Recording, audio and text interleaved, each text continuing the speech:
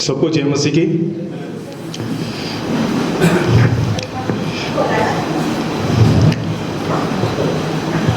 आदरणीय हमारे senior pastor Teja Ravacharya and Kamini Ravacharya, brother Samuel pastor और स्टीफन राम पास्टर और हमारे यूथ टीम के सभी मेंबर को और हमारे संगी संग पूरे देशवासियों को मैं 15 अगस्त की हार्दिक शुभकामनाएं देता हूं।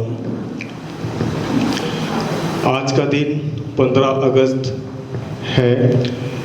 ये दिन ये स्वतंत्र दिवस मनाने के लिए हम लोग उपस्थित हुए हैं। स्वतंत्र दिवस क्या है इसके बारे में हम आप लोगों को ज़्यादा टाइम नहीं लेंगे। बस आप लोग हमें 2 से 3 मिनट टाइम दीजिएगा और थोड़ा ध्यान दीजिएगा कि स्वतंत्र दिवस एक्चुअली है क्या।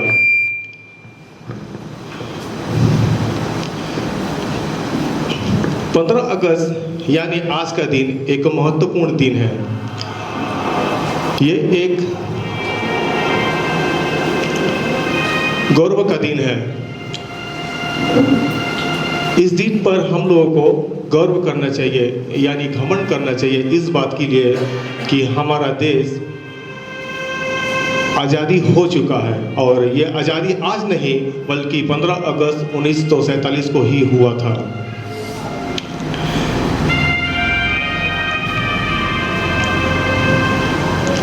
ब्रिटिश शासन की गुलामी में जब हमारा देश था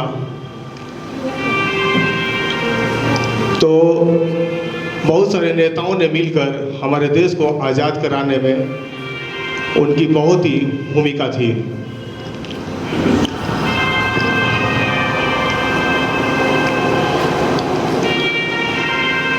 ये स्वतंत्रता दिवस हमारे देश का एक महान पर्व है, यानी राष्ट्रीय पर्व है। इस दिन लोग बहुत ही उत्साह के साथ अपने स्कूल, विश्वविद्यालय, कॉलेज, दफ्तर आदि जगहों पर मनाते हैं और हम भी यहाँ पर मनाने आए हैं। हमारा भारत 15 अगस्त 1947 को आज़ाद हो चुका है, लेकिन अब हम जाएंगे जब भारत हमारा आज़ाद नहीं हुआ था उसके पीछे, कि इसके पीछे की पहले की क्या घटना थी उसको हम जानेंगे।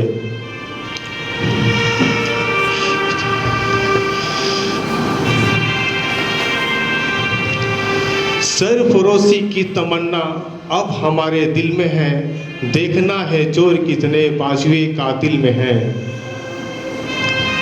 तो चलते देखते हैं कि हमारे 15 अगस्त 1947 के पहले जब भारत आज़ाद नहीं था तो उस समय हम भारतवासियों के साथ मतलब कौन सी घटनाएं घटी थी, क्या हुआ था, आखिर भारत आज़ाद क्यों कराया गया, वो चीज़ को हम लोग जानते हैं।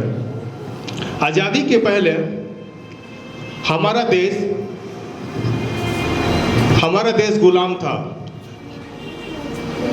और हमें अपने देश में रहकर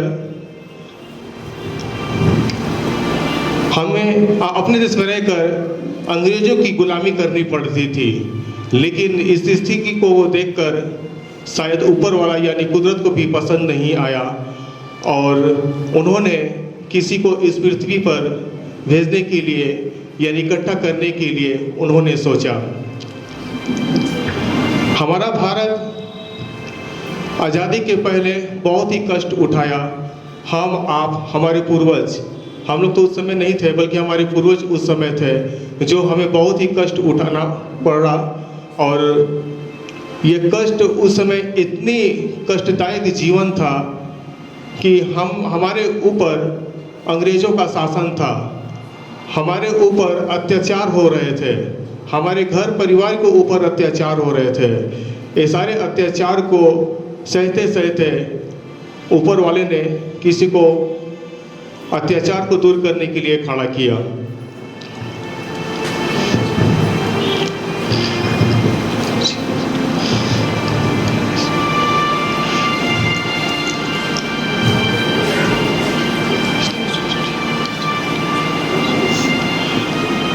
धारा जब जब विकल होती है तब तब मुसीबत का समय आता है और किसी न किसी रूप में कोई महामानव चला आता है। जब हमारा देश अंग्रेज के अत्याचार से पीड़ित था तब प्रभु ने हमारी राष्ट्रीय रक्षा के लिए मोहनदास करमचंद गांधी, चंद्रशेखर आजाद, सरदार वल्लभ भाई पटेल, भगत सिंह आदि जैसे महापुरुषों को इस पृथ्वी पर भेजा और इन्होंने देश के लिए पूरे लंबे संघर्ष उठाए और लड़ाई किए। देश को बचाने के लिए कितने नौजवानों ने हंसते हुए फांसी के तख्ते पर झूल गए और कितने बहनों ने सिंदूर की जगह पर राख का टीका लगाया, यानी युद्ध में शामिल हुए। वो लोग अगर चाहते तो उस समय लोग विवाह शादियाँ कर सकती थी, लेकिन वो उस जिंदगी को नापसंद करके वो आज़ादी को चाहना पसंद किए और आज़ादी लाना चाहते थे। इसलिए उन्होंने सिंदूर नहीं लगाया मांग में, ताकि उनका जीवन मोहित हो सके, वो अपने पति के बाल बच्चों के ऊपर फंस सकती थी।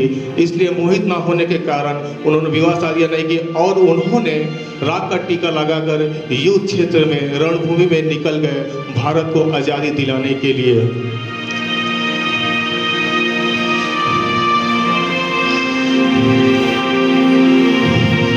ब्रिटिश हुकूमत के गुलामी के जंजीरों में जकड़े भारत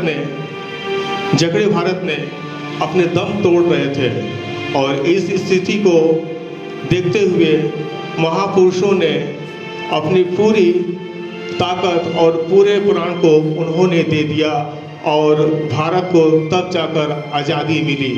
आज़ादी के बाद 15 अगस्त 1947 को पहली बार आज़ाद आसमां के नीचे स्वतंत्र की सांसें लिया हमारे पूरे भारतवासियों ने।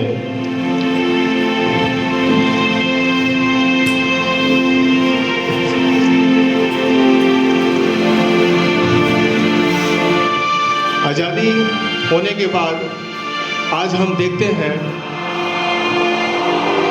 देश तो आज़ाद हो चुका है, लेकिन आज हम कहीं ना कहीं किसी न किसी कारण से भी अभी भी हम गुलामी हैं, क्योंकि आज हमारा देश साइंस, टेक्नोलॉजी, कृषि, खेल, शिक्षा आदि तमाम क्षेत्रों में उन्नति की है, लेकिन आज भी हमारे देशों में बेरोजगारी, भ्रष्टाचारी, आतंकवाद आदि जैसे कई समस्याएं हमारे जीवन में हैं और ये समस्याएं तभी समाप्त होगी हमारे भारतवर्ष में कोने कोने में एजुकेशनल शिक्षित लोग हैं। अगर इन लोगों की नौकरी यदि अगर मिल जा रही है, बेरोजगारी खत्म हो जा रही है, आतंकवाद भी खत्म हो सकता है।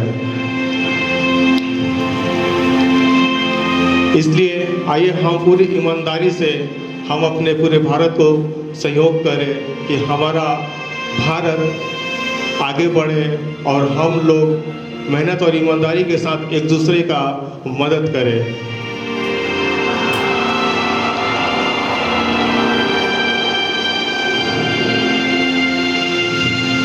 यह पर्व को स्कूल, कॉलेज और विश्वविद्यालय आदि जगहों पर मनाते हैं और इस दिन विद्यार्थी नए नए कपड़े पहनकर अपने स्कूल, विश्वविद्यालय में जाते हैं और तिरंगा झंडा लेकर वहाँ शिक्षकों के संग उत्सव को मनाते हैं।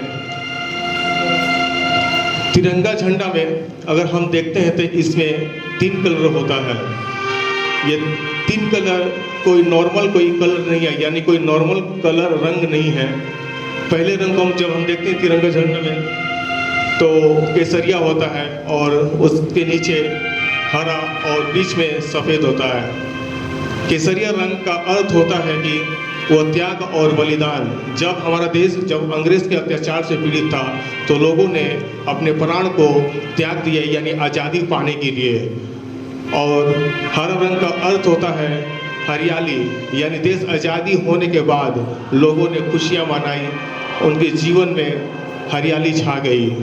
और सफ़ेद रंग इसका अर्थ सच्चाई से है, जो हमारे जीवन से ये मांगता है कि हमें भी सदा सत्यवादी रहना है और सच्चाई की तरह हमें एक दूसरे के प्रति सेवा करनी है पूरे देश की। और बीच में अशोका चक्र है। यह चक्र हमारे साथ मिलने का एक साथ संदेश देता है। हम पूरे भारतवासियों से यही निवेदन करते हैं कि आप लोग भी एक साथ मिलकर पूरे देश के साथ आगे बढ़िए, एक दूसरे के साथ वफादारी ईमानदारी निभाइए। हम आपसे यही चाहते हैं। बाल गंगाधर तिलक ने कहा था कि स्वतंत्रता हमारा जन्म से अधिकार है, यानी जब हमारा जन्म हो जाता है तो उस समय हम स्वतंत्र होते हैं, मतलब उस समय से स्वतंत्रता हमारे जीवन में मिल जाती है। और ये हक हमारे जीवन में आज ही से नहीं, जन्म से ही है। इसलिए स्वतंत्रता दिवस 15 अगस्त 1947 को ही मनाया गया। बस मैं इतना ही मैं कहकर इस मीटिंग को समाप्त करना चाहता हूँ। और आप लोगों से निवेदन है कि इस खुशी के मौके पर एक दूसरे से स्वतंत्रता दिवस के हार्दिक शुभकामनाएं और एक दूसरे से हाथ मिलाकर स्वतंत्र एक दूसरे को धन्यवाद दें।